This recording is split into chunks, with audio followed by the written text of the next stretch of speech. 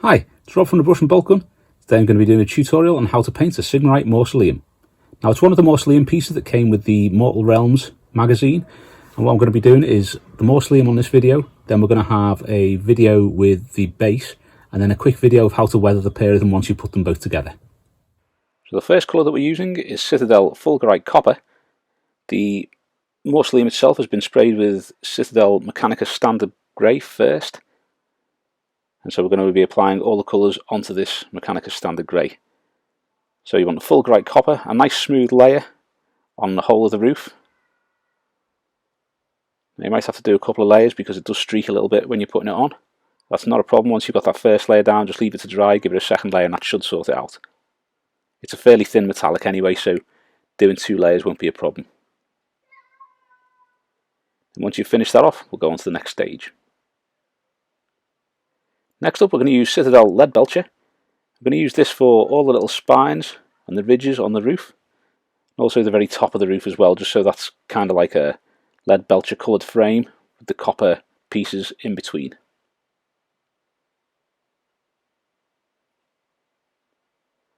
Now I'm doing it this way just to break it up and make it a little bit different and interesting.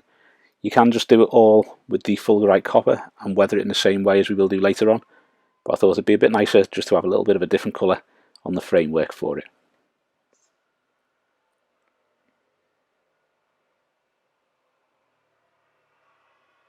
Next up, we're going to be using some Citadel Retributor armour. We're only using this just to do these little fireballs.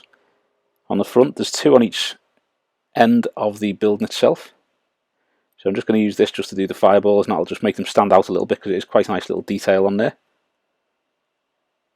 And once you've got these 2 done, move on to the next part.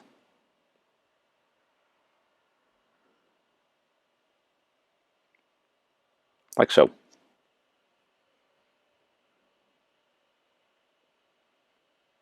Next up, we're going to use Citadel Nurgling Green. Just going to use this to do all of the leaves, the plants that are going up each side of it. You can see here I've also used a little bit of Lead Belcher on the little loops on the sides as well. And also on the spikes and the gates at each end of the building.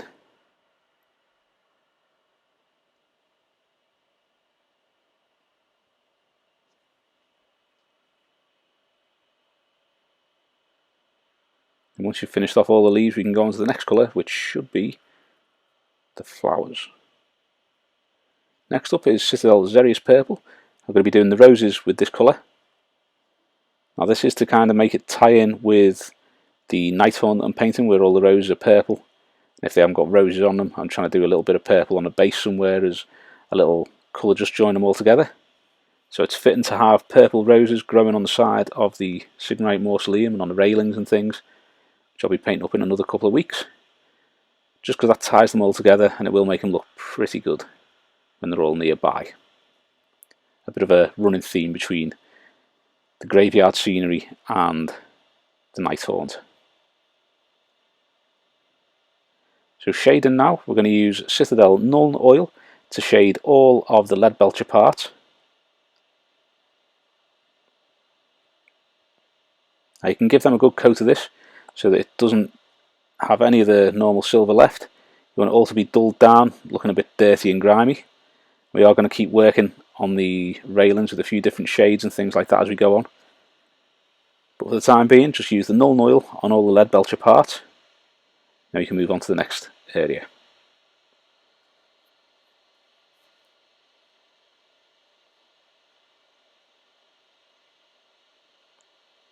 Now we're going on for Citadel Agrax Earthshade. We're going to use this to shade the copper. Now there's not really much point in doing it over the whole roof, as I do here. You can actually just do it around the edges and around the spikes. The only bonus to doing the whole thing will be that when you're applying the Nihilakh oxide to apply a bit of verdigris for it, that the whole roof will be the same shade and the same colour, so it will give it all the same base, so you won't have slightly different colours of the Nihilakh oxide on there. So once you've coloured in all your Fulgurite Copper and the gold at either end, then we'll move on to the next shade. Next shade we're going to use is Citadel Drakenhof Nightshade. We're going to use this on all of the Mechanicus Standard Grey to give the colour a slight bluish tint.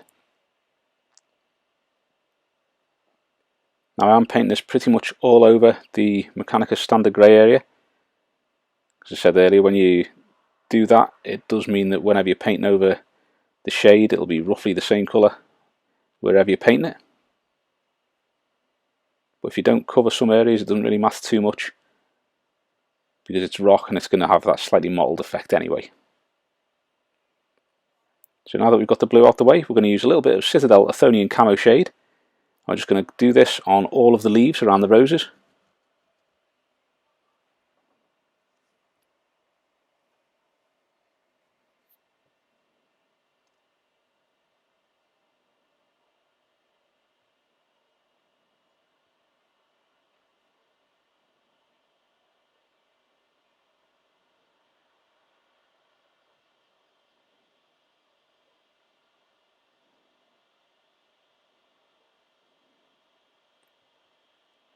Like so.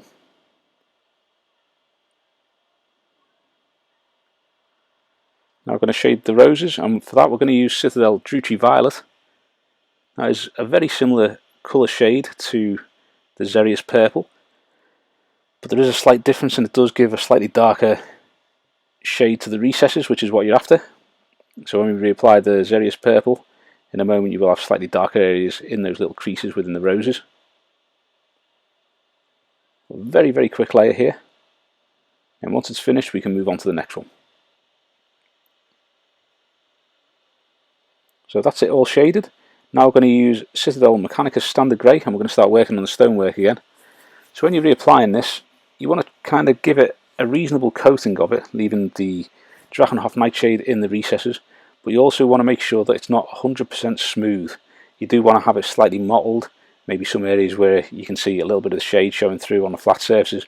That just gives it that stone look where it's not entirely 100% the same colour. You do have gradients in there, and it does look slightly mottled. So if you do it a little bit rougher than you would do if it was, say, Space Marine armour or the gold of a Stormcast Eternal or something like that, make it a bit more rough and ready. So when you finish that, we're now going to move on to Citadel Dawnstone. I'm going to use this to do the first layer of highlights. What you want to think about when you're highlighting this is how the light is going to be catching the stone. So when you're doing the underside of the eaves here, you want to be painting it so you've got a little bit of shade from that lip of the copper above it, and the edges here. And painting the edges where they're going to catch more light, and less so on the areas that aren't. And then on the stonework itself on the walls, you want to be leaving it so that you have darkness underneath all the ridges. You'll see that in the next clip here, like so. The areas where there's an overhang is darker, and that just gives it the effect of a shadow hanging down from above. Now that we've finished the Dawnstone, we're going to use plain white, in this case white from Vallejo. You're just going to use an old brush, and you're going to lightly dry brush that over all the ridges. We're starting with the dry brushing, and then what we're going to do is go back with an Army Painter Wargamer character brush, and we're going to pick out some of those details just to highlight it, and highlight some of the chips in the stonework, the little grooves, just to make them stand out a little bit more, make it look that little bit more 3D.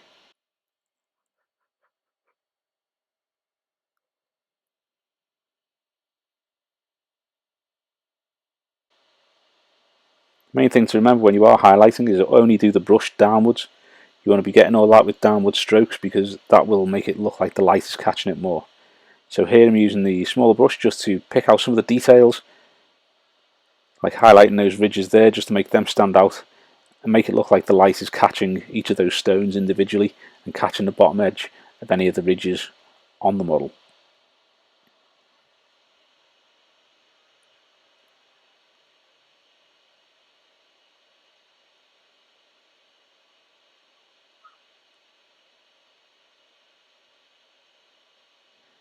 Like so. Next up we're using Citadel Nihilakh Oxide to apply the verdigris to the copper roof. As you can see here, I started using Citadel medium layer brush to paint it, which was taking an absolute age. So then here you can see when I've been applying it for a while, I'm actually using a Citadel large base brush, which I think came with Mortal Realms as well. And it just makes it so much quicker. You can put like 2 or 3 layers on with this brush, and it gets it coated, gives you a nice smooth coat, because using a small brush to put that on takes an age, so do not do it. Next up, we're going back to the gold, and we're going to use a little bit of Citadel Retributor armour. And we're just going to apply that to the fireballs here, so that the Xereus shade is around the edges, and you're just picking out the main part of those fireballs and giving them their colour back.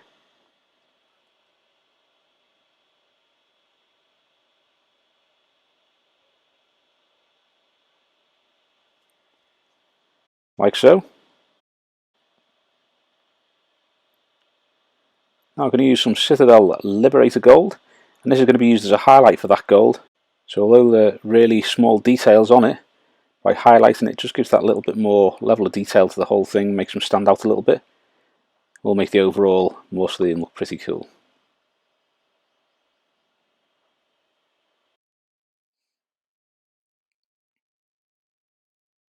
Like so. So now we're going to mix a tiny little bit of Vallejo Model Air Chrome with the Liberator Gold. I'm going to do one final highlight on those little gold fireballs. You want to be going for the top edges, thinking about where the light's going to catch them. And do that on each of the fireballs. And that'll just give them their final layer of highlights. Make them stand out and look pretty cool.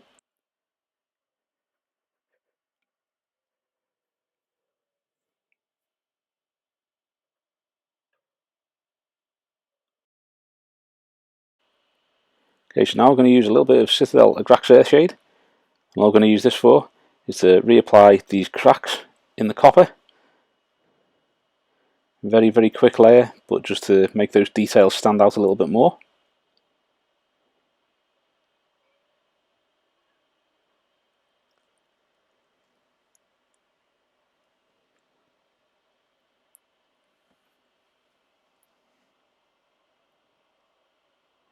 And also to reapply a little bit to the edges if you've gone over, just to tidy them up. So next up we're going back to the Nurgling green. It's just to apply a little bit of colour back onto those leaves. Now you probably could afford to leave them just with the shade on if you really wanted to. It's only a scenery piece, so you don't need to be as accurate as you would be with your miniatures. But it's entirely up to you, of course. I thought I'd add it on here. You can do another highlight if you want. I just leave it with the Nurgling green on. It's only a small feature on it, and it'll look fine as is.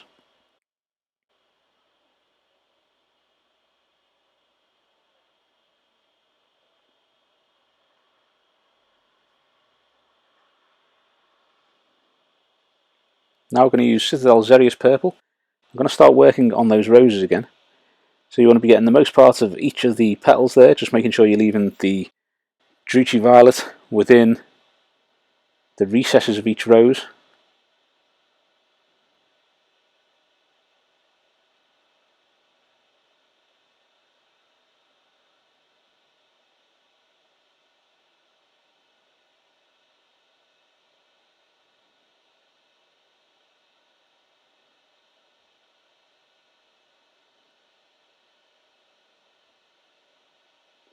Like so. Next layer that we're going to use is Citadel Genestealer purple. I'm just going to use this to highlight the Xereus purple roses.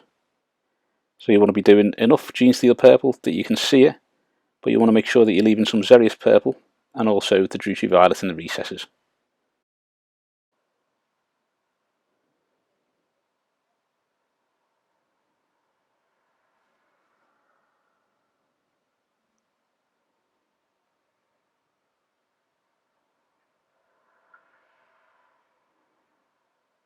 Like so. Now we're going to highlight those highlights. For this we're going to use a little bit of Citadel Pink Horror.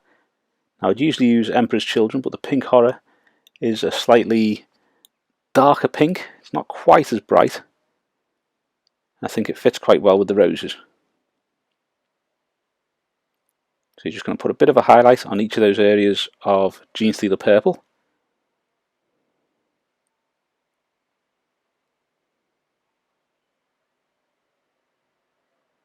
That brings out the detail a little bit more on each of the roses.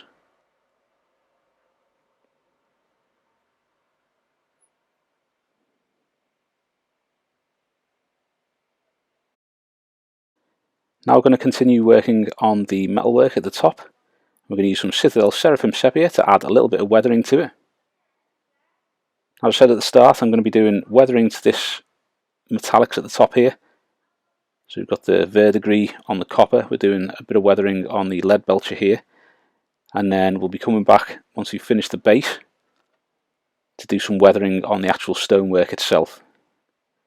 What I don't want to do is do this weathering on a stonework and then it not fit with the base, so once they're both together we can do both of them at the same time. So with the Seraphim Sepia in place, now you're going to use a little bit of Citadel Riser Rust. And what you want to be doing is getting a little bit on the brush, wiping some of the excess off so it's a fairly small amount. Now we're just going to add that to all of the areas that we've used the Seraphim Sepia on. You don't have to cover the Seraphim Sepia completely, you want some of that left behind so that it shows that there's a bit of sort of like pre-rust where it's starting to change colour. And then you want to use the Riser Rust just to really make it look as though that's, you know, old metal work that has been weathered. Don't want to do the whole thing all over, just like little bits here and there where it's probably going to start rusting, like the tops of the spikes or areas where the water's going to sit.